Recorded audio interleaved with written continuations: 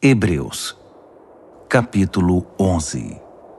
O fato essencial da existência é que esta confiança em Deus, esta fé, é o alicerce sólido que sustenta qualquer coisa que faça a vida digna de ser vivida. É pela fé que lidamos com o que não podemos ver. Foi um ato de fé que distinguiu nossos antepassados, elevando-os acima da multidão. Pela fé, vemos o mundo trazido à existência pela palavra de Deus, o que foi criado e que podemos ver por meio do que não vemos. Por um ato de fé, Abel apresentou a Deus um sacrifício melhor que o de Caim. Foi aquilo em que ele acreditava, não o que ele trouxe, que fez diferença. Pelo que Deus observou, pôde aprová-lo e considerá-lo justo. Após todos estes séculos, aquela fé continua a chamar nossa atenção. Por um ato de fé, Enoque escapou da morte. Eles o procuraram e não o encontraram, pois Deus o tinha tomado. Sabemos, com base num testemunho confiável, que antes de ser tomado, ele agradou a Deus.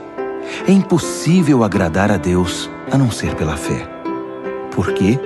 Porque qualquer um que deseja se aproximar de Deus deve crer que Ele existe e que se preocupa o bastante para atender aos que o procuram. Pela fé, Noé construiu um barco na terra seca. Ele havia sido avisado de algo que não podia ver e agiu apenas com base no que foi dito a ele. O resultado? Sua família foi salva. Seu ato de fé estabeleceu uma linha divisória entre a maldade do mundo descrente e a justiça do mundo que cria. Como consequência, Noé tornou-se íntimo de Deus. Por um ato de fé, Abraão disse sim ao chamado de Deus e partiu para um lugar desconhecido, que se tornaria seu lar. Quando ele saiu, não tinha ideia de para onde estava indo. Por um ato de fé, foi residir no país que, de acordo com a promessa, seria dele. Viveu ali como estrangeiro e morava em tendas. Isaac e Jacó fizeram o mesmo, vivendo pela mesma promessa. Abraão agiu assim, mantendo o olhar numa cidade invisível, que tem fundamentos reais e eternos. A cidade planejada e construída por Deus. Pela fé, a estéril Sara conseguiu engravidar, mesmo sendo já bem idosa, porque ela creu que a pessoa que fez a promessa iria cumpri-la. Foi assim que de um homem idoso e sem vigor, nasceram milhões de pessoas. Cada uma dessas pessoas de fé morreu sem ver o cumprimento da promessa, mas ainda crendo. Como conseguiram?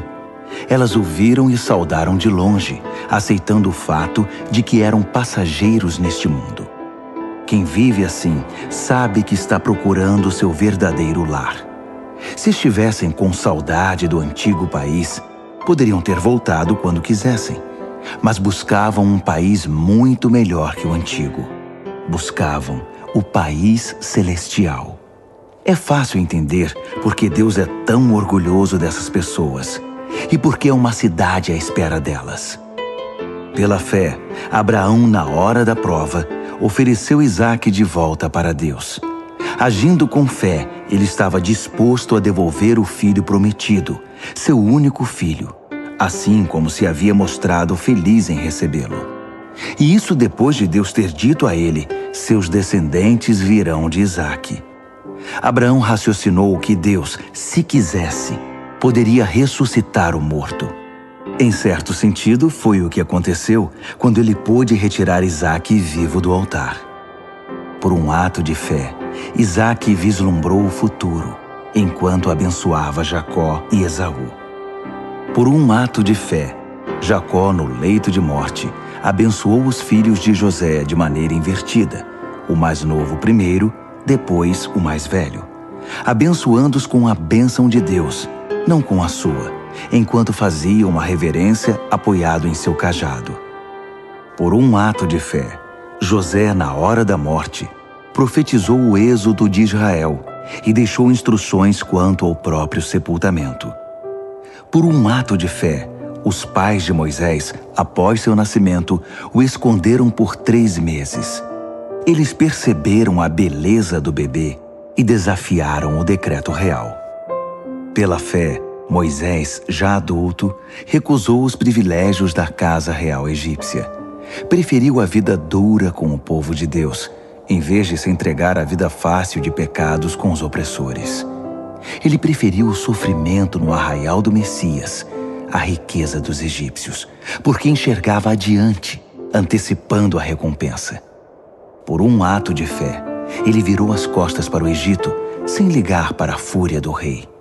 Ele tinha o olhar naquele que ninguém pode ver e continuou firme. Por um ato de fé, celebrou a Páscoa e aspergiu o sangue da Páscoa em cada casa, para que o destruidor dos primogênitos não tocasse em ninguém. Por um ato de fé, Israel atravessou o Mar Vermelho em terra seca. Os egípcios tentaram fazer o mesmo e se afogaram. Por um ato de fé, os israelitas marcharam ao redor das muralhas de Jericó durante 7 dias e as muralhas caíram. Por um ato de fé, Raabe, a prostituta de Jericó, acolheu os espiões e escapou da destruição que veio sobre os que se recusaram a confiar em Deus. Poderia prosseguir, mas não há tempo. Ainda há muitos outros: Gideão, Baraque, Sansão, Jefté, Davi, Samuel, os profetas. Por seus atos de fé, eles venceram reinos, fizeram obras de justiça, viram promessas cumpridas. Foram protegidos de leões, incêndios e ameaças de morte. Transformaram a desvantagem em vantagem. Venceram batalhas, afugentaram exércitos invasores. Mulheres receberam seus queridos de volta dos mortos. Foram eles que, sob tortura, se recusaram a desistir e ser libertados, preferindo algo melhor, a ressurreição. Outros enfrentaram abusos, açoites e, sim, algemas e prisões. Temos informação de alguns que foram apedrejados, cerrados ao meio, assassinados a sangue frio. Histórias de homens vagando pela terra em peles de animais, sem teto, sem amigos, sem força. O mundo não os mereceu, vivendo como podiam nas periferias cruéis do mundo.